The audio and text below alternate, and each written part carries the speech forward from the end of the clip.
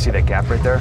Yeah. Quake opened that up. Now it's a connecting passage. Descending fissure. Oh my god. It's at least 200 feet, Novak. Something bit me! Oh my god! Sam!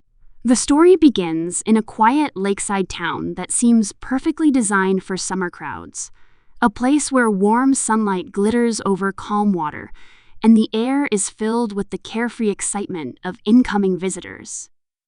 Beneath this cheerful surface, though, something ancient waits in the depths, something that has survived far longer than the humans now swimming above it. The film leans into this unsettling contrast from the first moment, creating a world where laughter and danger exist side by side, where the surface sparkles, but the darkness underneath is hungry. As the peaceful routine of vacationers unfolds, the lake hides secrets older than civilization, ready to erupt without warning. What initially looks like a relaxing escape turns into a battleground between unsuspecting people and creatures that were never meant to see the light again. The calmness of the town quickly fades as unusual tremors and disturbances appear across the lake, hinting that something beneath is moving.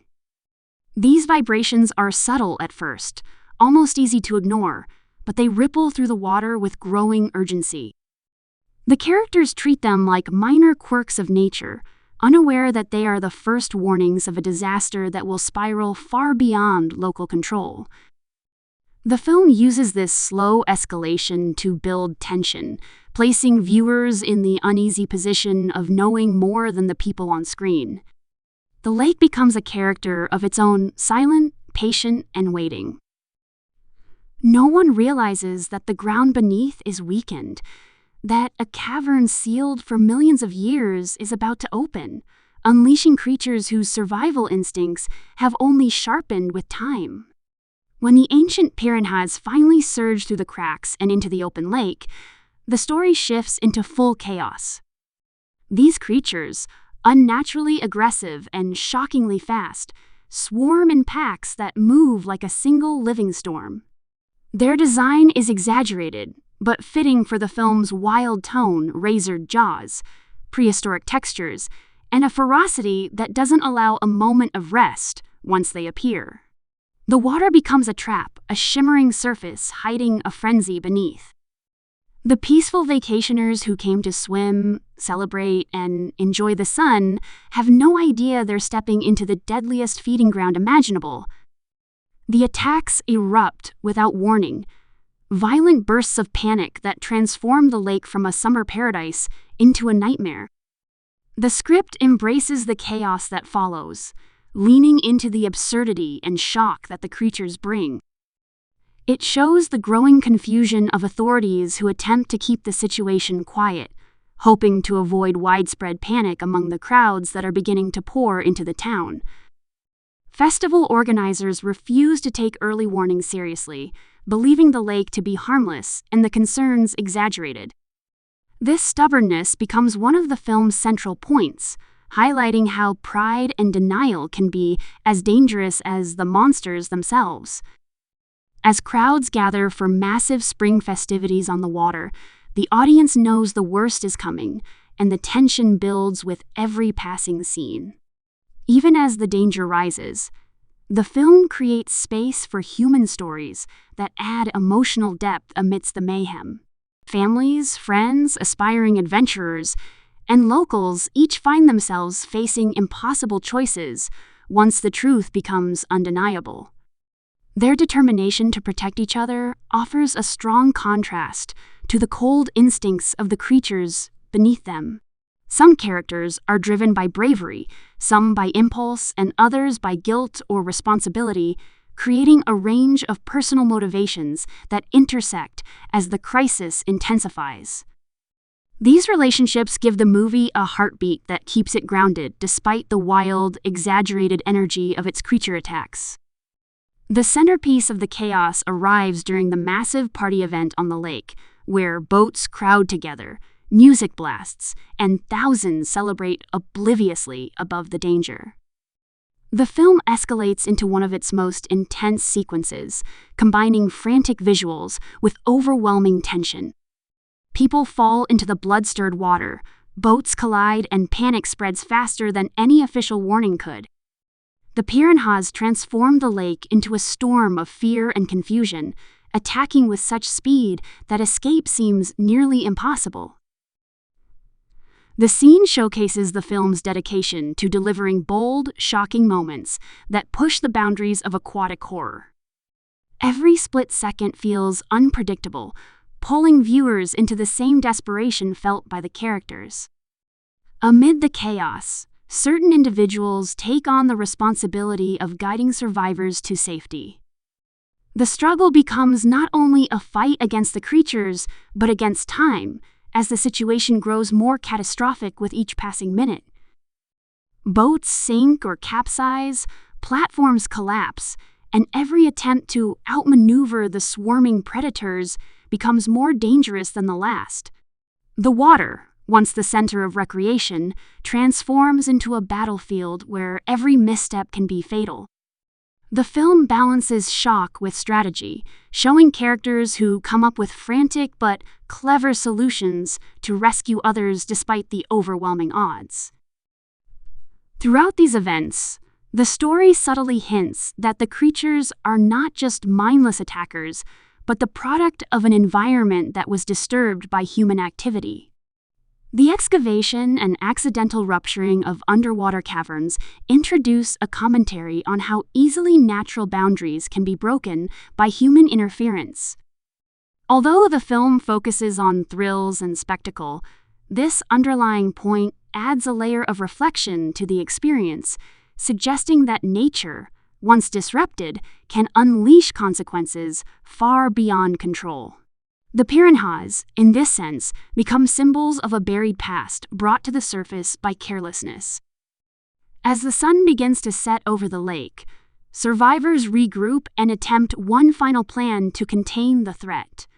Their strategy involves both courage and a desperate willingness to sacrifice comfort for the chance to protect others. Explosive risks, dangerous dives, and narrow escapes dominate the final stretch as characters push themselves to their limits. The lake trembles again, this time from the human attempt to trap what has escaped, but nothing in this world is simple, and every victory comes with a cost. The film sustains its momentum until the very end, refusing to offer an easy or predictable solution. Just when relief seems within reach, the final moments deliver an unforgettable twist that reminds viewers the danger is far from gone. The revelation challenges everything the characters believed about the creatures and suggests that the nightmare has only begun. The last scene underlines the unpredictability of nature and the limits of human knowledge, ending with a punch that leaves the audience stunned. It's a closing note that defines the film's personality: wild, chaotic, and unafraid to surprise. The legacy of the story lies in its willingness to embrace both spectacle and satire.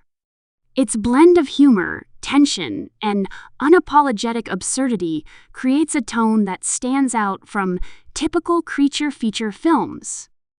It treats horror as both a thrill and a playful exaggeration, allowing viewers to enjoy the outrageousness without losing the sense of danger that makes the premise compelling.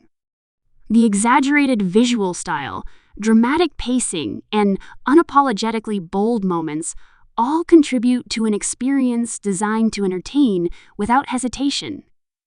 The film knows exactly what it wants to be: loud, fast, thrilling, and unforgettable. What keeps the story engaging beyond its action is the way it captures human behavior in moments of crisis. Some characters freeze, others run, a few rise to the moment, and some fall apart under pressure. These responses, though sometimes humorous or exaggerated, reflect the unpredictability of how people react in extreme situations. Even in the most chaotic scenes, small emotional beats shine through fear, guilt, bravery, loyalty, giving the experience a sense of humanity amidst the frenzy. It's this blend of wild intensity and grounded emotion that keeps the narrative from becoming empty spectacle. The film also stands out for its commitment to practical effects and stylized chaos. The creature attacks are choreographed to feel both chaotic and deliberate, using quick cuts and frantic movement to emphasize the unpredictability of the piranhas. Blood-red water, frantic splashes, and sudden bursts of motion all serve to amplify the fear of what lurks just out of sight. The design of the prehistoric piranhas, with their exaggerated features and relentless aggression, gives them a presence that remains memorable long after the story ends. Their movements feel like a force of nature rather than individual animals, creating a swarm dynamic that enhances the danger. Throughout the narrative, the setting plays a crucial role. The picturesque lake, transformed from a peaceful summer retreat into a scene of pure terror, symbolizes how familiar places can hide unimaginable threats. The sunny skies and festive atmosphere contrast sharply with the violence happening beneath the surface, heightening the tension and amplifying the shock when the attacks unfold. By choosing such an inviting environment for the chaos, the film creates a striking visual contrast that makes every moment more jarring. The natural beauty of the lake becomes a cruel disguise for what lies underneath. As the characters navigate the growing danger, the audience witnesses the collapse of calm into hysteria, a descent into panic that feels both dramatic and strangely believable. Lifeguards, law enforcement, and locals scramble to respond, but the swarm is faster than any plan they can form. The film captures that terrifying sense of losing control, where the usual systems and safety nets fail all at once. Sirens, shouting, splintering wood, and frantic splashes merge into one overwhelming soundscape that defines the peak of the crisis. In these scenes, the film's energy reaches its maximum intensity, creating an atmosphere of chaos that sweeps viewers into the moment. As the story winds toward its conclusion, characters reflect on the consequences of the disaster and the fragility of the world they once felt safe in.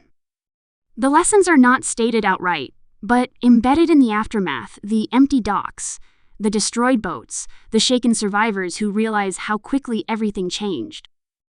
There is a sense of uneasy silence that contrasts with the earlier storm of violence, suggesting that even if the immediate threat has been reduced, the memory of what happened will linger.